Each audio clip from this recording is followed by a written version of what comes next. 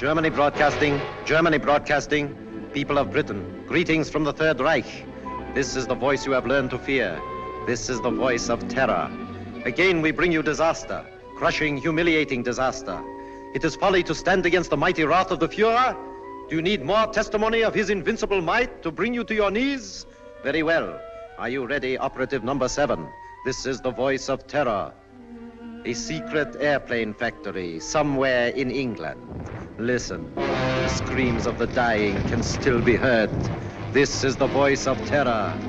Are you there, people of Britain, shivering in your cellars? Listen, operative 41. The fuse is lighted. Oil to fuel your navy, to feed your tanks. There it goes up in smoke by the millions of gallons. This is the voice of terror. Do you still believe that there are secrets unknown to the Fuhrer? Listen. Tonight at 7:10, an important diplomat boarded a train at a little station outside Liverpool. Each split second is accounted for. The rails divide. The train hurtles through the air. The diplomat will make no report in London. This is the voice of terror. Englishmen, do you still await your doom in your stupid, stuffy little clubs? It will come, I promise you. Operative 23, the time is now. We strike you on the high seas as well as on the land. This is the voice of terror. Englishmen, the Fuhrer strikes you now as he pleases. Water pours through your greatest dam, smashing everything before it, even as our invincible armies roll toward their objectives.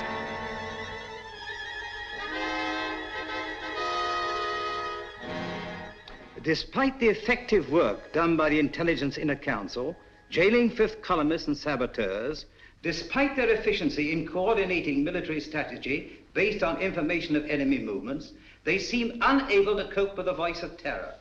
Already 6 military catastrophes have occurred. The unmitigated nerve of the press. Now they're attacking us. At last the fellow to kingdom come. If only we could keep this insidious stuff off the air. I'm not sure that I agree with you. What purpose would that serve? Well, the people wouldn't have to listen to it. I've been talking to Crosby, the radio technician. If we want him jammed off the air, Crosby can do it. I've been working along other lines. I've asked Mr. Sherlock Holmes to come here. What? Sherlock Holmes? This isn't a case for a private detective, it's a matter of state. In this emergency, we should take advantage of everyone's peculiar gifts. Mr. Holmes is the most subtle and extraordinary private investigator of our time. Are you intimating that the Army and Navy intelligence plus Scotland Yard are not equal to the occasion, Sir Evan? I'm sure they're equal to any occasion. They've done a marvelous job of lining up fifth columnists, saboteurs, and keeping us informed of the enemy's movements. But the voice of terror seems to have them stumped. Sherlock Holmes may have a new approach that will solve the problem. What's happened inside these walls has always been secret. We don't want any outsiders here. I'm positively and irrevocably opposed to calling in Sherlock Holmes. Perhaps you'll change your mind. I see nothing whatever to make me do so. Prentice is right. For ordinary criminal investigation, Holmes is excellent, but not for this. He's unorthodox and theatrical. I can tell you all about him. Gentlemen, perhaps I can throw some light on the subject myself. Holmes, how are you? So good of you to come. Good afternoon, Sir Evan. Your card opened all doors. Oh, Blouser! Oh, you've put on a little weight since you left school. You don't look any younger yourself, Dimples. How are you? Fine. Come in, won't you? You know these gentlemen? I think so. How do you do? I haven't had that pleasure. May I introduce my friend and associate, Dr. Watson? How do you do? I'm afraid I've arrived at an embarrassing moment. Not at all. This gentleman here, Admiral Sir John Prentice. Admiral Prentice, objects most strongly to my being called in. How could you possibly infer that? From the carpet. Carpet? A man who rises from his chair and digs his heels sternly into the carpet is violently opposed to something, and the Admiral, being quite distressed by the criticisms of the press, would be most apt to resent my intrusion. Well, You've just arrived from Seven Oaks. yes, of course.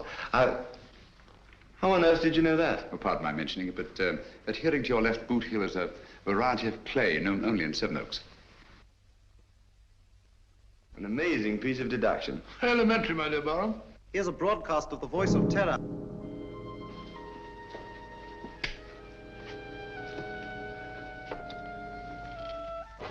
Greetings from the Third Reich. Are you listening, stout fellows across the channel? Are you listening, you little body of incompetent men known as the Inner Council? Today, a new thrill, a new proof of the invincibility of the Fuhrer. Right now, a crack express train laden with British troops and nurses is speeding across England.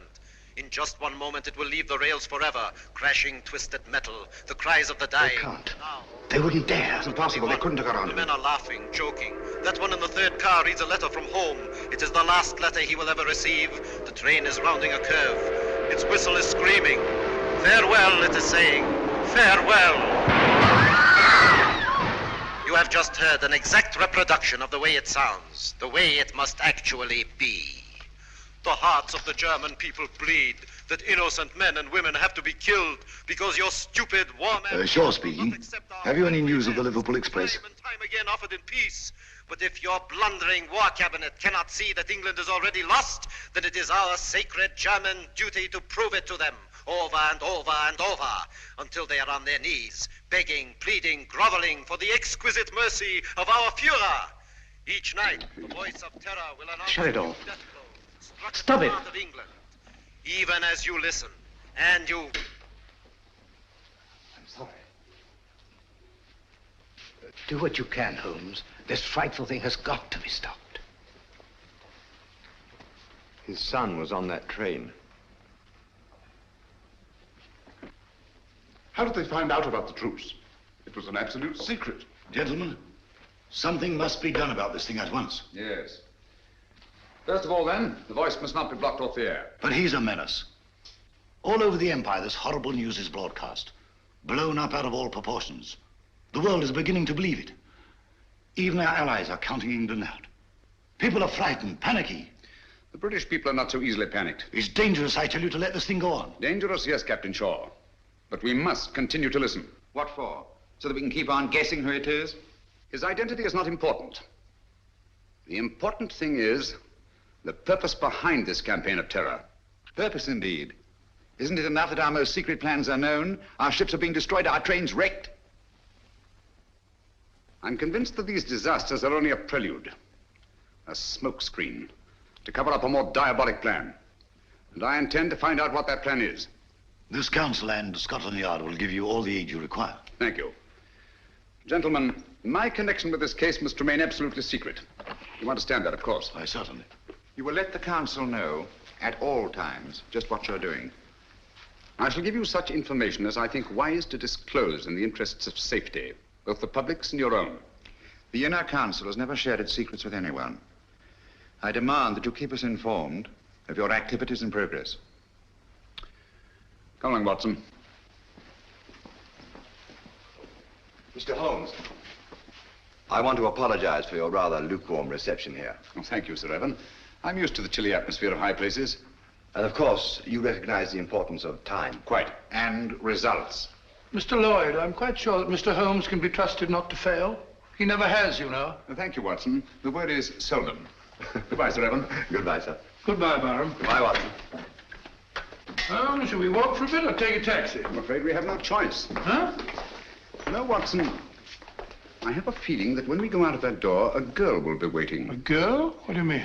A young lady whom neither of us has ever seen before will come forward to greet us. Holmes, now you're pulling my leg again.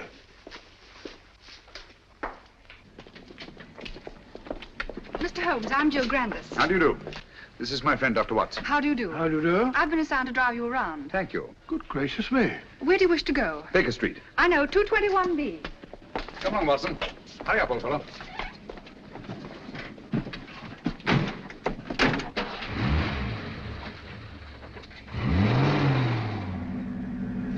Holmes, the girl waiting. Well, what an extraordinary thing. Elementary, my dear Watson. No, it's an amazing deduction. How on earth did you arrive at it? Barham told me. Huh?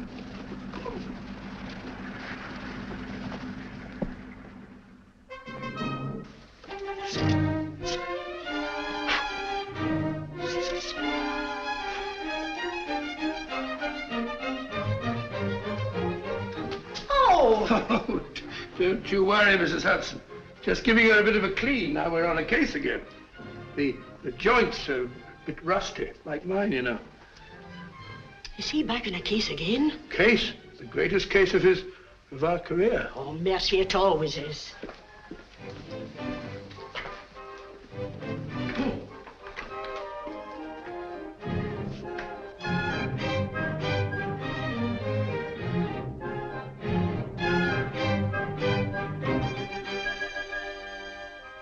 Holmes. I say, Holmes. What? That's right. Well, if you ask me, it's disgraceful. Beethoven's Fifth? Not at all. It's very good. Sir Ronald Headley's conducting very well tonight. I don't mean the concert. No? England's in danger.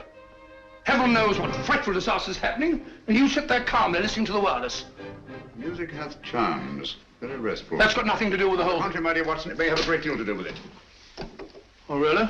I don't see what.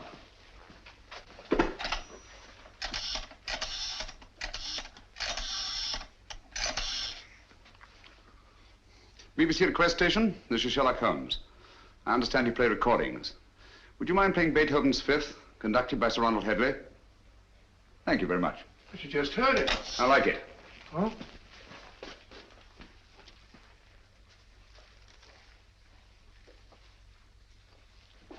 We've had a request for the Beethoven Fifth Symphony, played by the London Symphony Orchestra under the direction of Sir Ronald Headley. This is a transcription.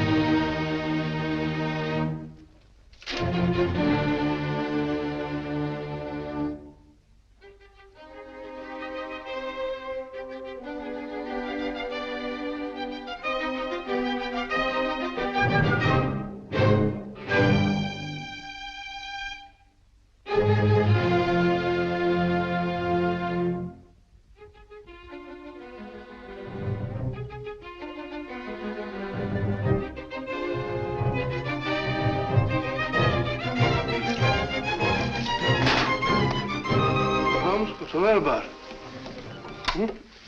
I say, Holmes, I don't think... Shh.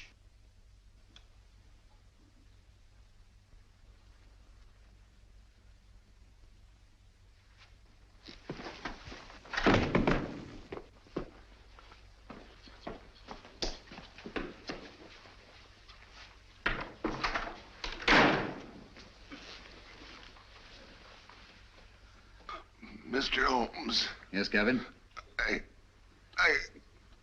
Christopher. Dead? Yes. It's been driven in with a lot of force. Watson, this is a warning. Warning? How do you know?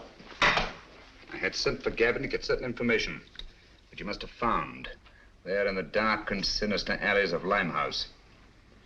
He came with his message, which someone doesn't want me to hear, someone determined and dangerous. What's the good of a warning of danger? You don't know from what or from whom? That we shall have to discover. This knife was thrown by the tip, from a distance of about 50 feet, by a man about 5'10". Steady, Holmes. Elementary. No fingerprints. But the distance and the man's height. The angle of entry. And the force with which it penetrated the victim. But Holmes, what do you suppose he meant when he said Christopher? We must find out at once. Come along, Watson. Huh? Come in. Oh, Mr. Holmes, I saw a fella lurking about your steps tonight. Blimey, he won't lurk no more. Pull me out. Take care of it, Dobson. Very good, sir. How did it happen? Haven't time now. Get your coat on, Watson. We're going out. No. Holmes, you promised. Oh. Where are we going? Limehouse.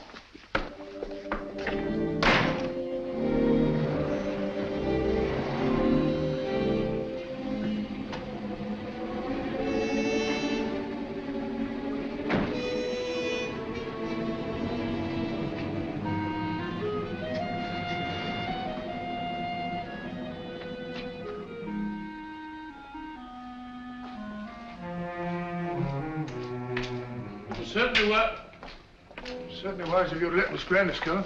This is no place for the girl or anyone else. Yet there seem to be people about.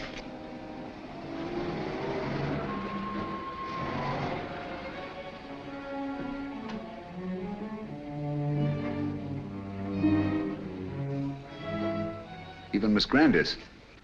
If I'm not mistaken, she's keeping an eye on us. You're Mr. Sherlock Holmes, ain't you? Yes. I wouldn't come down here if I was you. This is Limehouse, and we don't fancy your sort of bloke in these parts. The fellow's absolutely right. Hadn't we better be... Quiet, Watson. This is still a free country. A man may walk where he pleases. And live to regret it. Live, yes. Regret it, I think not. Step back. Come on, Watson. Unfriendly, what? Speak a break.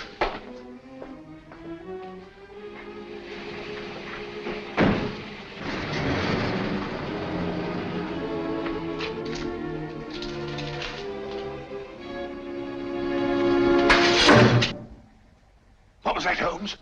It's all right, quiet. I can't see a thing. Luckily for us, neither can they.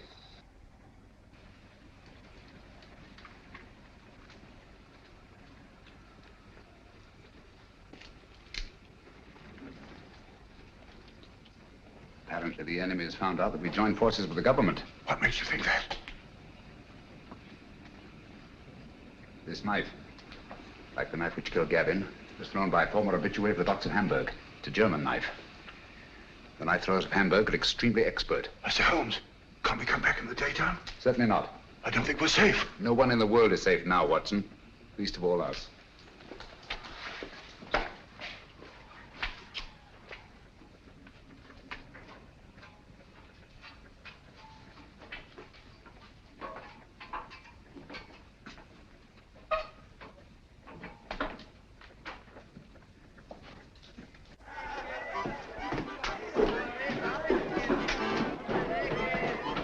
What is it? Not ready. Don't tell me that you don't recognize me. Mr. Sherlock Holmes. I got a specially ugly lot here tonight. I'll take my chances. I can't keep you up, Mr. Holmes, but...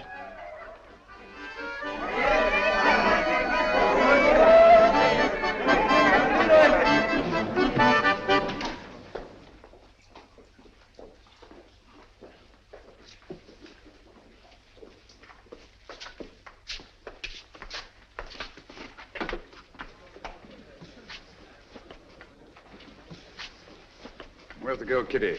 Gavin's sweetheart. His wife. Can you get her? It's urgent. Try.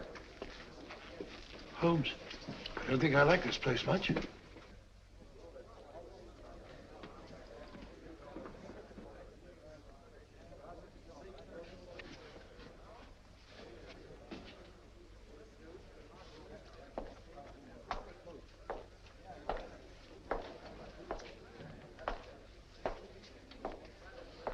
Well, just sit here if you don't mind. I think you'll recognize me, Mr. Holmes, if you look hard enough. Camberwell. You've got a long memory. Like me. Tarleton murder, 1932. Of course, I sent you up. Mr. Holmes, don't you think we better be... Stow your gab. For 10 long years, I've been sitting down there in Dartmoor, For the old 10 years, one thing's been preying on my mind. Only one? Just one.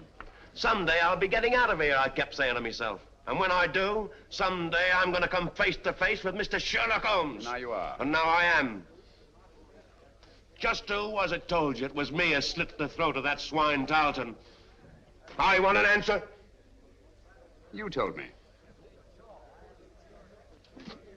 Me? On the windowsill, you left 4 infinitesimal pieces of ash from a particularly revolting kind of tobacco that you were known to use. The knife blade was sharpened by a left-handed man. You signed your name to the crime. So that's what? Exactly. Very careless.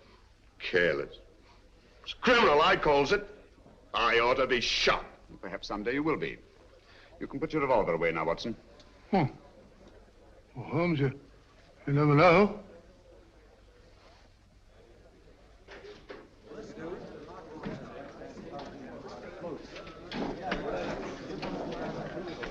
Where's Gavin? Sit down, Kitty. Where is he? You've got him into trouble. What have you done to him? Take it easy, Kitty. Gavin's dead. Dead? Oh, it ain't possible. Well, I was with him only 2 hours ago. You're trying to frighten me. No, I'm not, Kitty. It's you. You killed him. I warned him to stay away from you. I knew you'd do him in. I had nothing to do with it, Kitty. Well, who did then? Who did? He was knifed on my doorstep.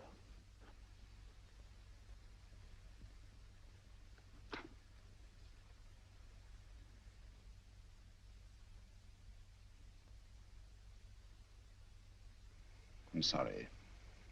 I'm deeply in his debt. Before he died, he said one word. Christopher.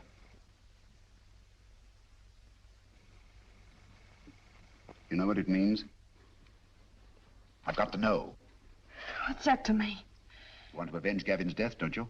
I don't want nothing to do with it. Nor with you. I never had any dealings with the police, and I won't start now. I'm not asking this for myself. Our country, England, is at stake. Gavin was killed not by his own enemies, nor even mine, but by the enemies of England. So that's it. Yes, Kitty. The Nazis killed him. Help me to find out what Christopher means, and I promise the man who murdered Gavin shall pay for it. Think, Kitty. The cutthroats of the world menace us all. You can help stop this savagery. Yes, you, Kitty. It would take the police weeks, months perhaps, to find out a certain piece of information we must have. That's not so with you and your friends. You know every nook and corner of London. Get them to help us. We need their help. Your friends will become an army. You understand? Secret, invisible, and mighty. And you will be at their head, Kitty. You will be their leader.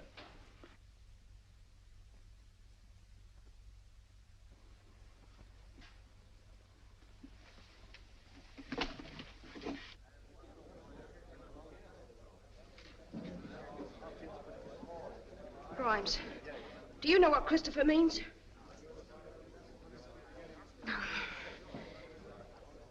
Dugan, do you know? Dugan, listen to me. I ain't got no time to listen to you, girlie. But you gotta listen. Someone killed Gavin. I don't know who, but you gotta help me find out.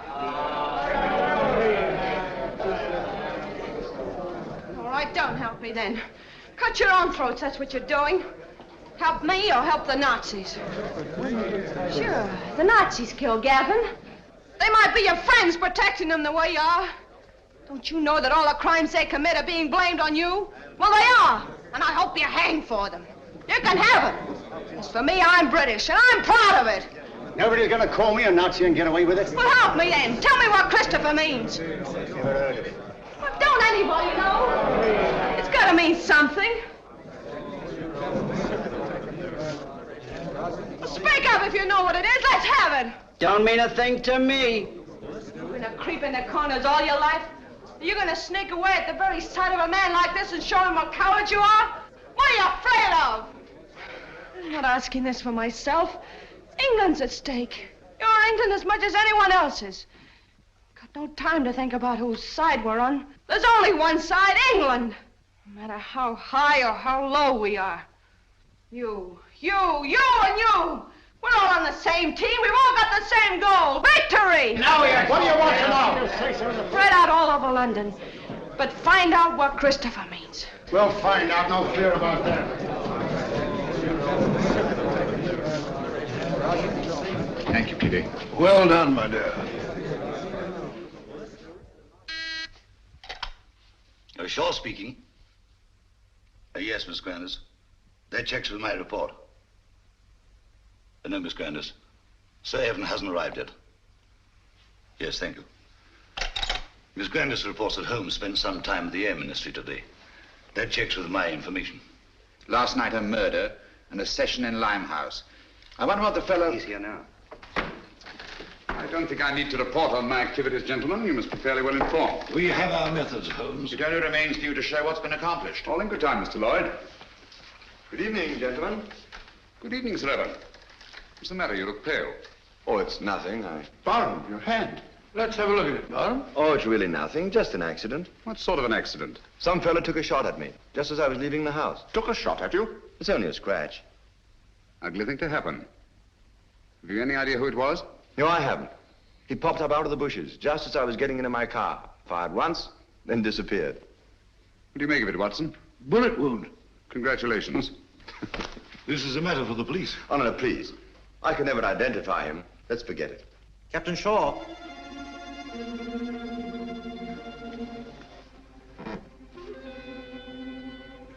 People of Britain, greetings. Is it shock you need? Very well. We Nazis can produce them till Britain's proud head is in the dust where it belongs. People of London, look out of your windows. You will see your promised disaster written across the skies. Lawford, turn out the lights, please. Look to the East India docks. Are you alert, number 20? Look, Britain, look, and wonder, and despair. We Nazis keep our promises. There's a terrible fire in the East End. Concentration of men and supplies. American bombers, tanks, gone. Destroyed utterly. The flames are mounting, higher and higher and higher.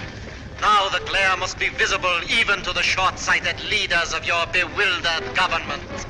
Mark well the towering fires. They consume your new planes from America, your meager store of tanks, your puny munitions, and your food.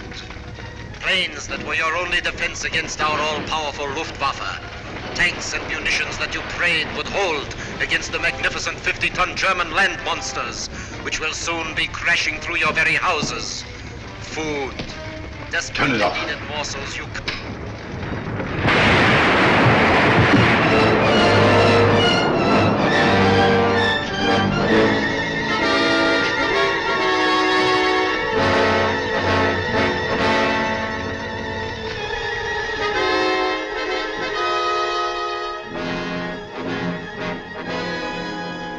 Gentlemen, this is really a terrible setback. How do they find out our secrets? It's horrible, the way it's timed, the precision of it.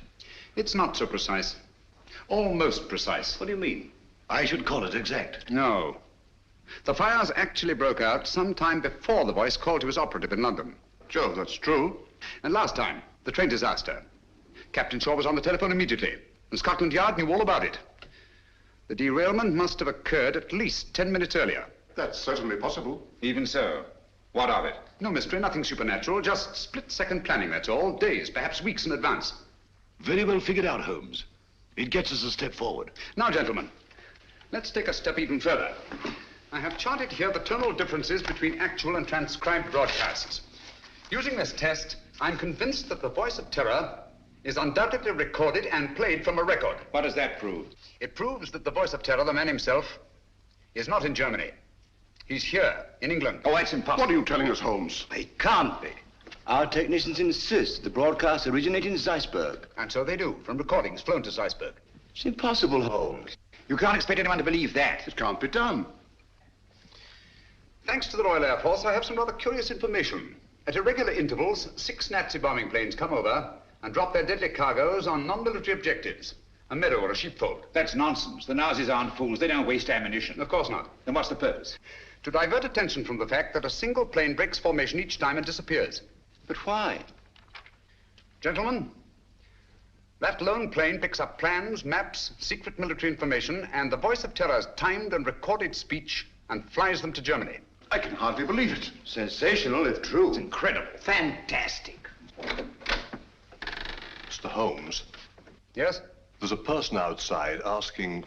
A lady? Um... Ask her to come in. Excuse me, gentlemen.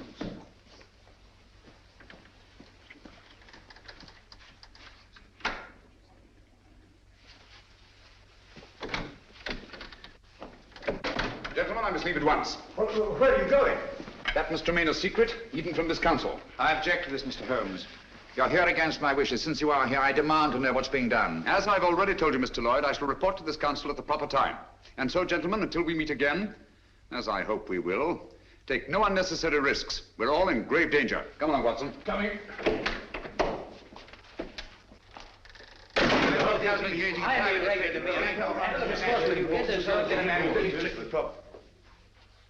Stay.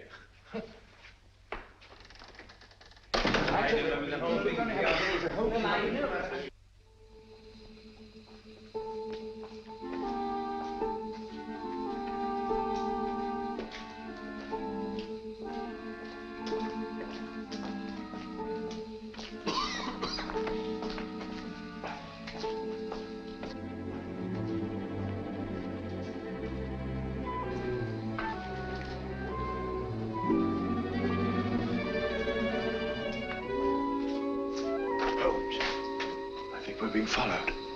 Yes, I know. It's Lloyd. Lloyd? How do you know? He's so obvious about it.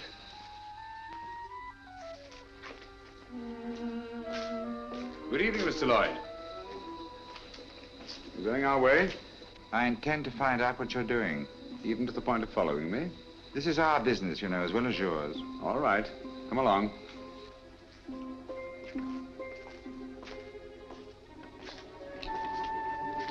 This is the place. Seems deserted. It's been deserted for years. Not very securely locked. Fortunate, isn't it?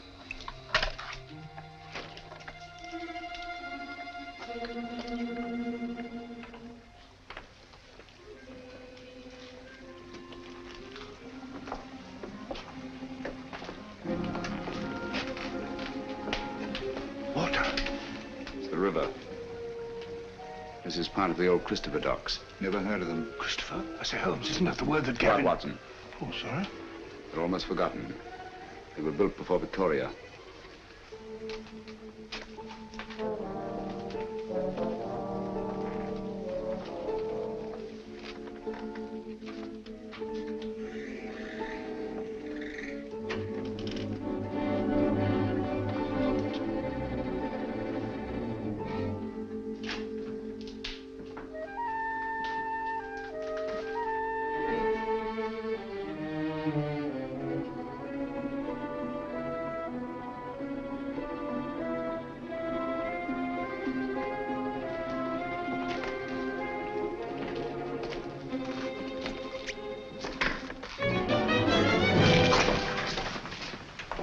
Red.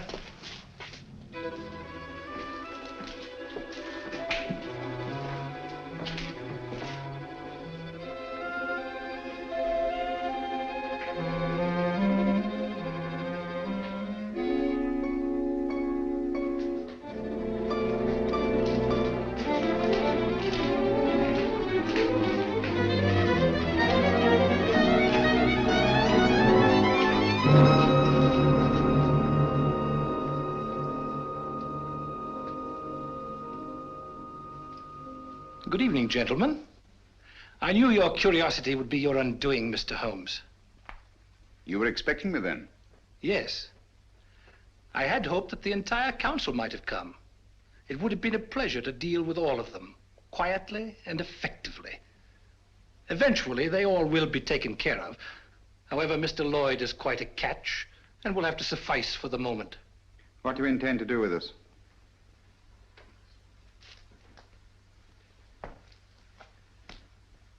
Were it not that time is so pressing, we might first put you on trial. On trial for what? Crimes against the Third Reich. Misguided efforts to wreck our inevitable victory. Mr. Lloyd, your super-British patriotism, your blundering but sometimes effective intelligence efforts are well known. We have quite a score against you, which will be settled. Dr. Watson. A fair physician, no doubt, but of no consequence. To our stupid British minds, every life is of consequence. A quaint notion of an even quainter nation. We are not like that. We know that only the powerful are worthy of respect. Let our record speak for us. Your record speaks. It's brilliant. Thank you. A brilliant record of rapacity, cruelty, torture, deceit, and murder. Murder?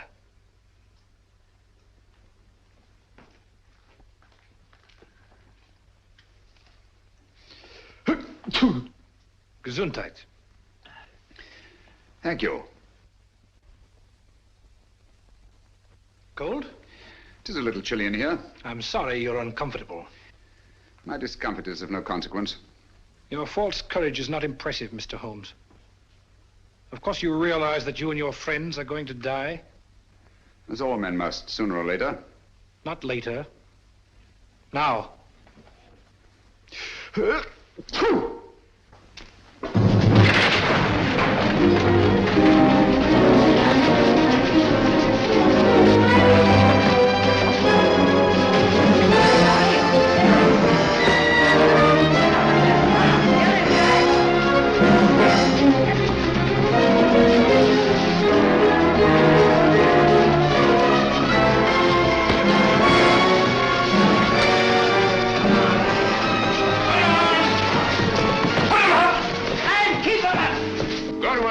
It's a pleasure, sir. All right, then. Line him up there against the wall. Come on, get back again. Come on, get back.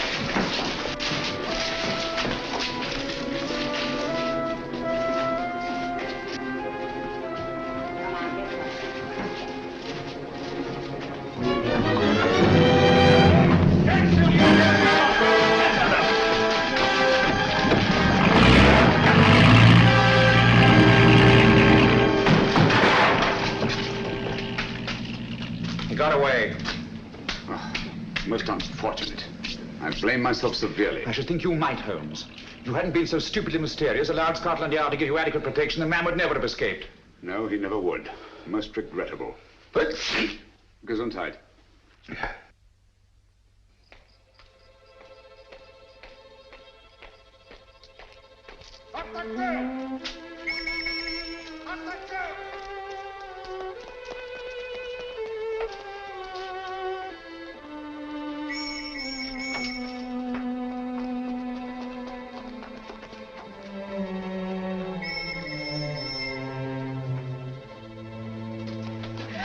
Keep quiet.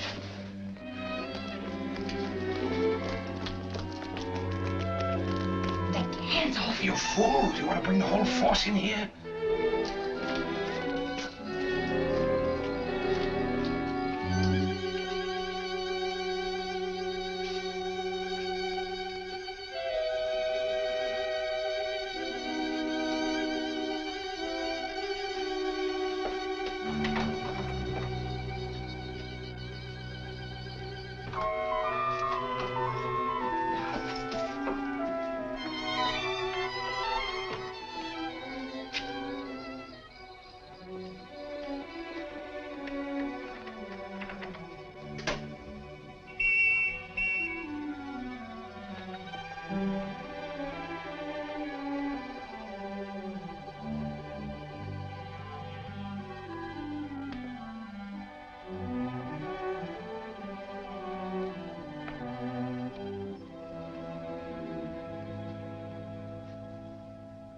So that was it, eh? Quite a haul.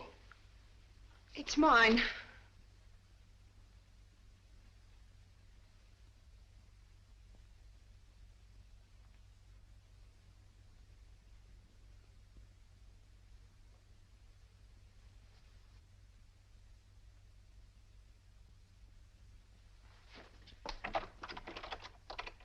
Go ahead. Your friends, the police, are undoubtedly still out there.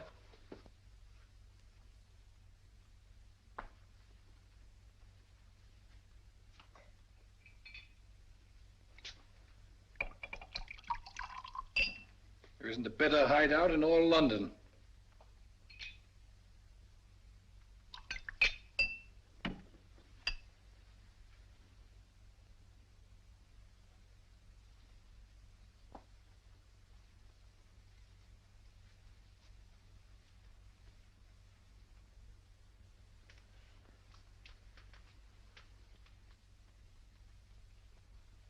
This will quiet your nerves.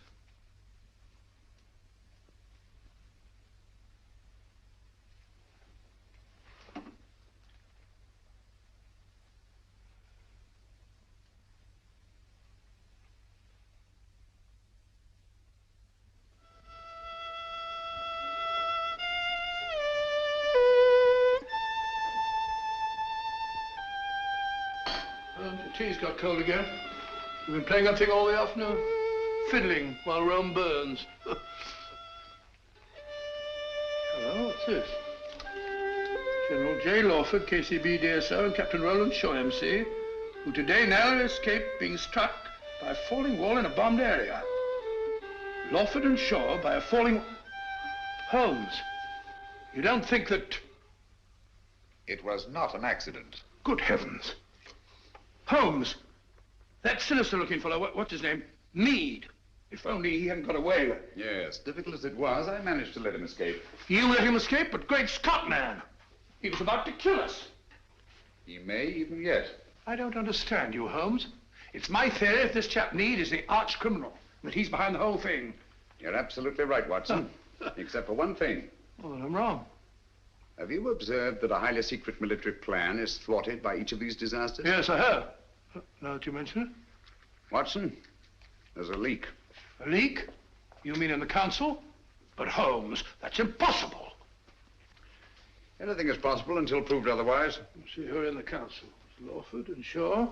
They're above suspicion. Their record proves that. Anyhow, they were attacked. Unsuccessfully. There's Prentice. Would he kill his own son? Doesn't seem likely. And yet the boy is dead. Barham, of course, brought you into the case. So it's quite obvious that he wants it solved. Most patriotic of Sir Barham. Yes, he's a great fellow. Paid wing 3/4 for the school my last term, so I can vouch for him. Besides, he was attacked too, shot at. So I gather. How about Lloyd? No, it can't be him. Meade was going to kill him as well as us. By the way, he's a brave fellow, Lloyd. Did you notice that he didn't turn a hair? Very composed. Come in. Mr. Holmes? Yes, Kitty? I think now we'll be able to get some information from Mr. Meade. Your plan worked like a charm. I knew you could do it. Oh, it's not so hard once your mind's made up. And mine is. You'll be careful. She better be. She's mixed up with that fella. Oh, I'll be careful, all right. But I'm going through with this. Good girl. I heard him talking on the phone today. Yes? He said, I'll take care of that little Seven Oaks matter at 11 tonight. Seven Oaks? Isn't that where... Barham has a country place. Watson, there's not a moment to lose. If I find out that Meade did kill Gavin, I'll... If so, he'll be punished. I warned you no one was safe with that fellow at large. Now he's after Barham. Yes, I only hope we're in time. Come along, Kitty. I'll get you a taxi. Thank you, Mr. Holmes.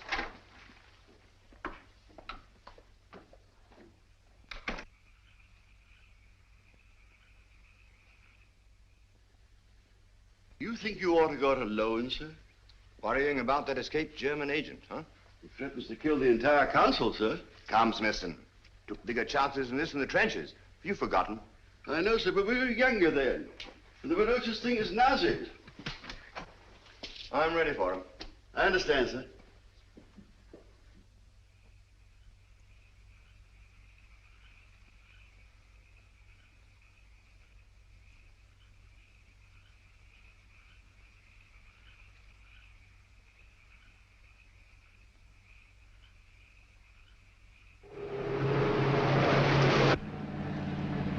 You've driven Sir Evan down here before, of course, Miss Grandis. Quite often. He comes down whenever he can. He's a local air raid warden, you know. Likes to get away from the excitement occasionally, eh? Yes. It's so very quiet here. Quiet and remote. away from everyone.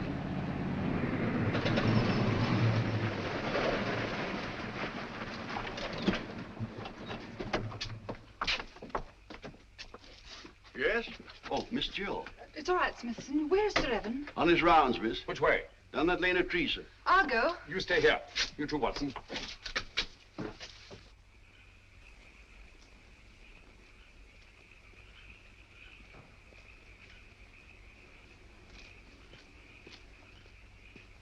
Hello there, Bottom.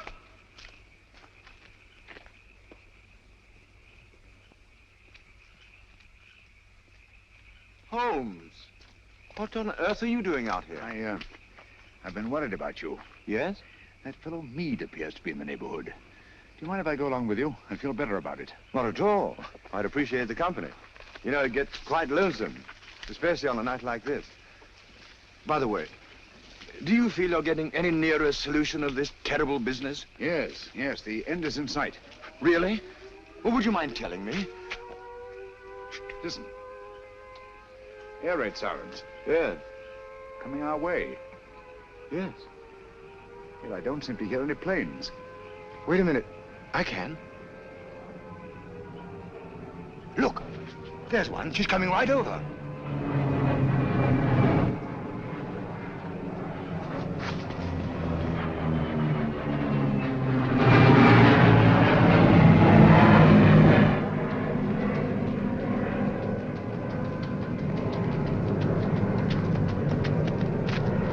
There she is. How's theirs? Theirs. Holmes, he's coming in for a landing.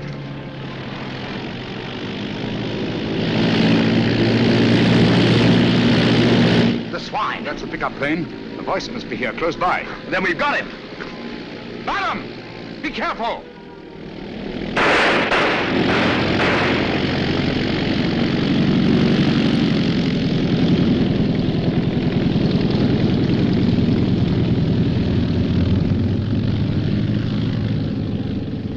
I can't understand you, Holmes. Why didn't you help me? We almost had him. You're too impatient, Baron. My patience is exhausted. This has got to stop. Thought you'd have solved the whole thing long before this. What happened? Was that a Nazi plane? Yes, I saw the filthy swastika myself. Great Scott. Took a shot at him, but he got away. Meade also got away. Well, I better go and report this. We'll go with you. Come along, Watson. You needn't bother. I can take care of myself. My dear fellow, there's no use taking chances. I'm afraid you're a marked man as long as Meade is at large. Come on.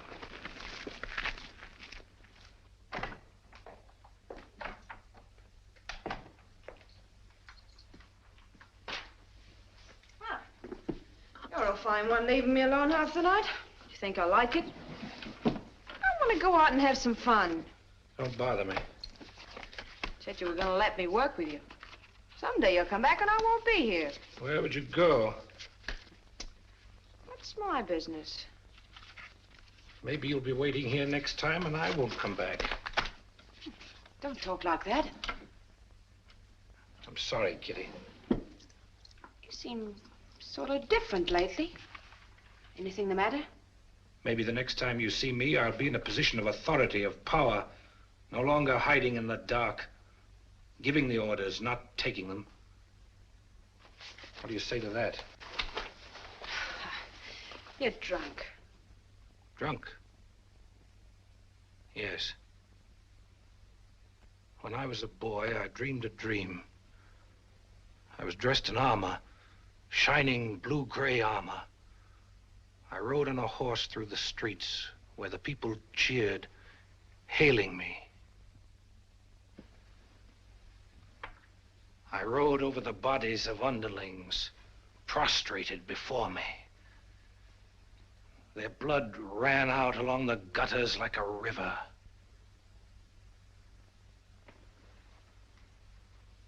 What if this was no dream? What if it was prophecy? What if all this comes to pass? Well, something must have happened to you. Yes, Kitty.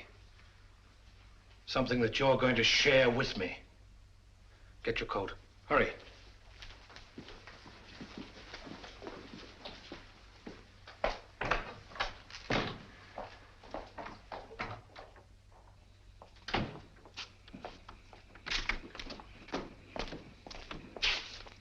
Right, you. Got plenty of petrol? Enough. Start driving.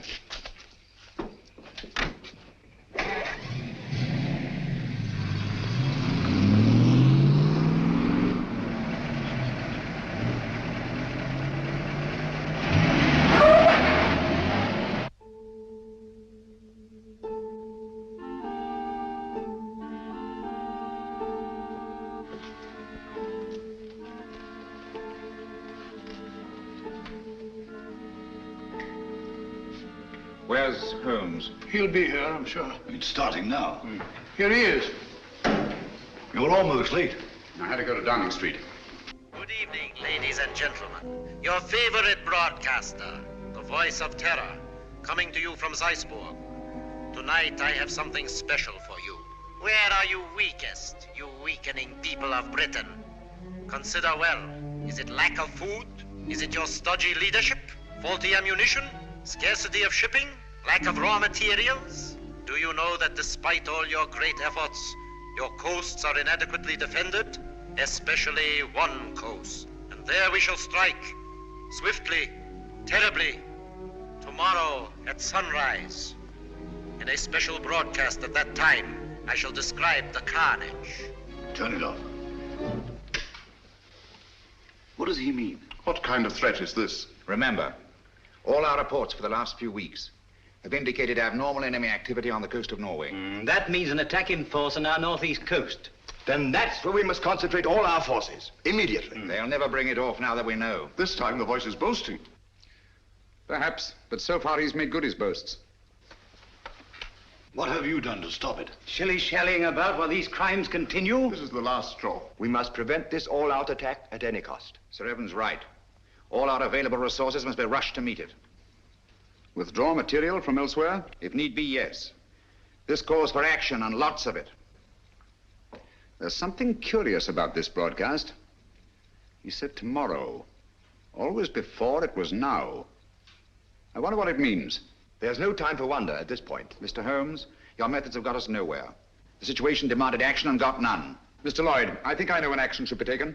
Nevertheless, we take charge now. This is a crisis you can't hope to deal with. A man to see you, Mr. Bring him Holmes. in. Yes, sir. Mr. Holmes, sir. Last night I trailed Kitty and the fellow Mead. Yes? They went to a place near a bomb village on the coast, sir. North? No, sir, south. South? Why didn't you come sooner? Motor trouble, sir. Just got back. All right, it can't be helped. Stand by until we need you. What? So, it's on the southern coast the drama's to be played. The fox is out of his hole at last.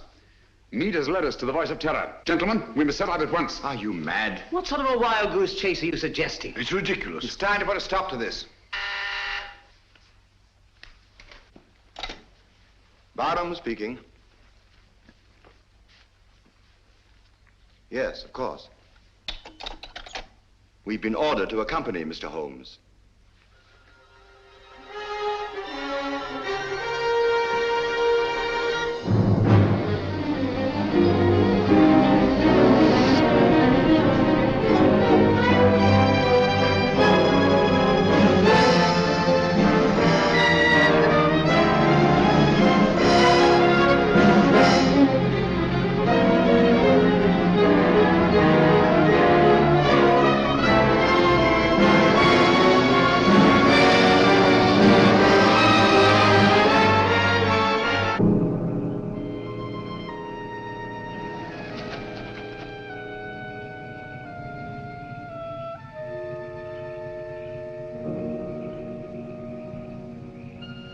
Major Harrison, Mr. Sherlock Holmes. Good evening, sir. All the arrangements have been made. Splendid.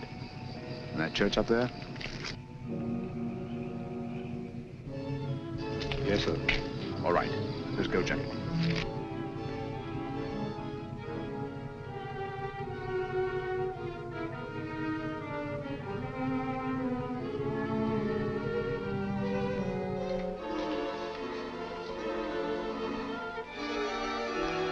Von Borg seems to be delayed. He'll be here, never fear. You all understand your objectives. Sheila. Sheila! Yes, sir. You understand what you're to do? Yes, sir. I'm going with the first contingent to Liverpool. Your men are waiting there, organized to take control? They have been ready and waiting for weeks. What was that?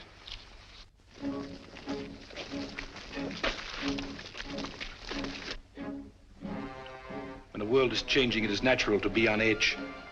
Merely owls or perhaps wood rats. No, it sounded like... Sheila. Yes, sir. Go on. City of Croydon and Croydon Airport. All is prepared. You go. Birmingham, where I used to slave in the factories, but not anymore. The day has come at last.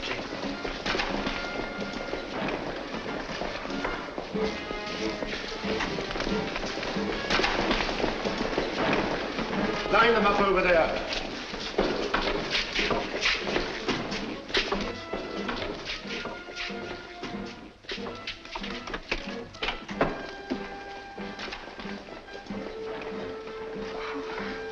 Mr. Holmes.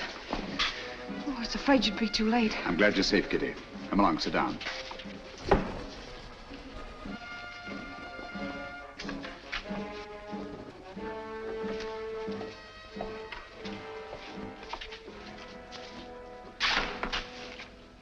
Gentlemen, when Mr. Meade and I last met, he wished he could put us on trial.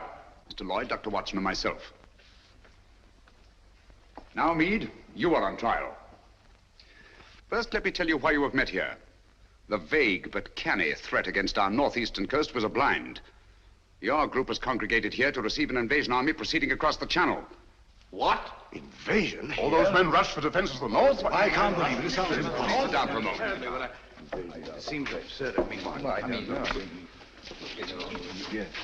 At the head of this mighty force, the picked and chosen, the faithful were to proceed to various centers of our country and take up positions of authority. And we shall, do you understand that? Unfortunately for you, that is not to be. We're held, yes. But the invasion will proceed without us. Why, Mrs. You're doing nothing? Why, we are helpless here. Please be patient.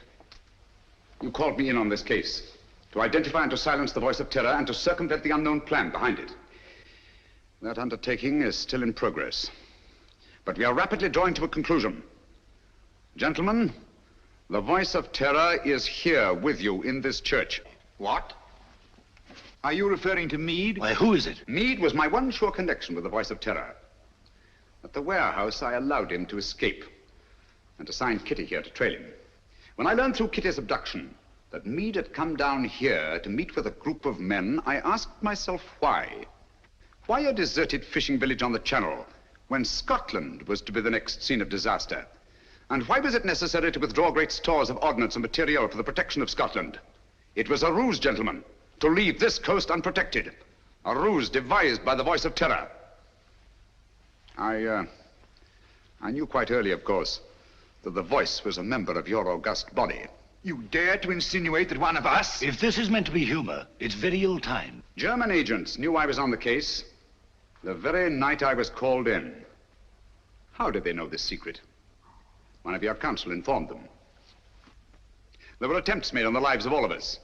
But the attempt made on the life of one of your members was entirely unsubstantiated, resting on his word alone. One member whom I went to the country ostensibly to protect, actually to surprise. This member fired on the Nazi pickup plane, not in rage as he pretended, but to warn and frighten it away. That was very clever of you, Sir Evan. Sir Evan? I can't believe it. Sir Evan couldn't be implicated in a thing like this. What's Sir Evan got to say? Let me congratulate you, Mr. Holmes. You admit this outrageous accusation? There's been treason before, but this is beyond belief. Treason is not involved.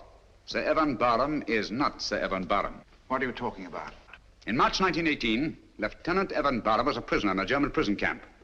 There, his amazing resemblance to a certain Heinrich von Bock, a brilliant young member of the German Secret Service, sealed young Barham's fate. One morning, he was taken out and shot, murdered in cold blood. Then this man is Heinrich von Bock, who has been masquerading in Barham's place for the past 24 years. You see, gentlemen, the Germans plan well in advance. It's incredible. How could a thing like this happen? Barham had no immediate family. The details of his private life were avidly studied by von Bock, who was 3 years at Oxford and had a perfect knowledge of the English language and English habits. So, with possibly the help of a little plastic surgery, Not forgetting the considerable resemblance to Barham in the first place, the deception was carried through. Very clever, Mr. Holmes. I must say, Holmes, this is positively amazing. What made you first suspect Barham? The real Sir Van Barham carried a scar from childhood. This one is about 20 years old. A detail, but significant. I can't believe it. It was Barham who insisted on your being brought into the case. A colossal piece of egocentric conceit. One to match your own, Mr. Sherlock Holmes. Of course I brought you into the case. To see your weak and silly handling, to watch you fumble and lose it. Are you too stupid to realize that this group is but a small part of our organization? We have men stationed all over England, ready to take command. They never will. They were all taken exactly at dawn, just as you were. So now we are trapped, huh? No, gentlemen. It is you who are trapped. Listen. Even now our Messerschmitts are roaring overhead, the vanguard of the invasion. Why are they not routed? Where are our boasted anti-aircraft guns? They are silent. Our little ruse was entirely successful. The coast has been stripped of its defenses.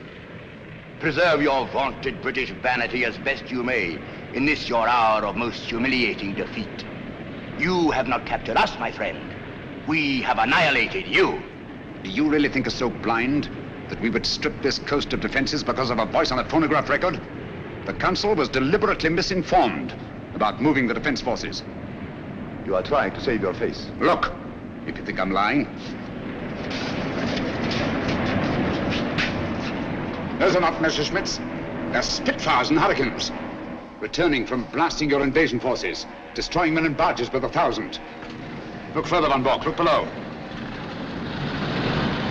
Commandos, tanks, slipping away now that your invasion force has been destroyed to bring ruin and terror to your people.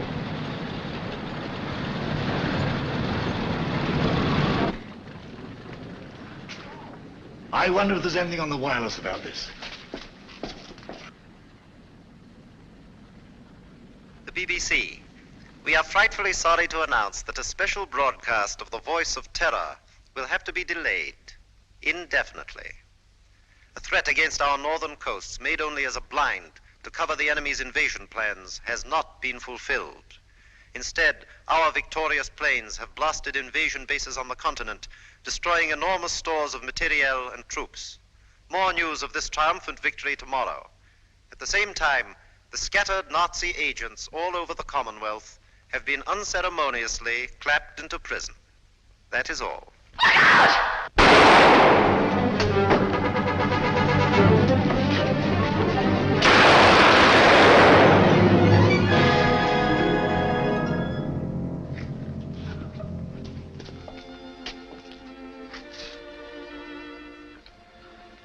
This girl merits our deepest gratitude.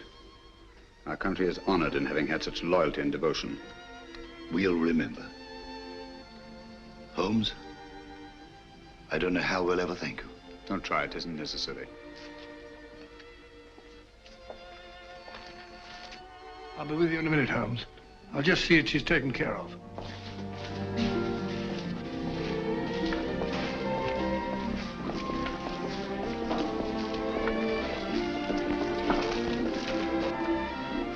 I always did think that chap was an imposter.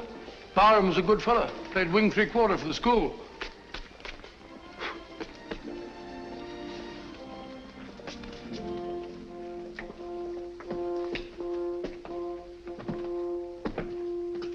What a lovely morning, Holmes. There's an east wind coming, Watson. No, I don't think so. Looks like another warm day. Good old Watson. The one fixed point in a changing age. There's an east wind coming all the same. Such a wind has never blew on England yet. It will be cold and bitter, Watson. And a good many of us may wither before its blast. But it's God's own wind nonetheless. And a greener, better, stronger land will lie in the sunshine when the storm is cleared.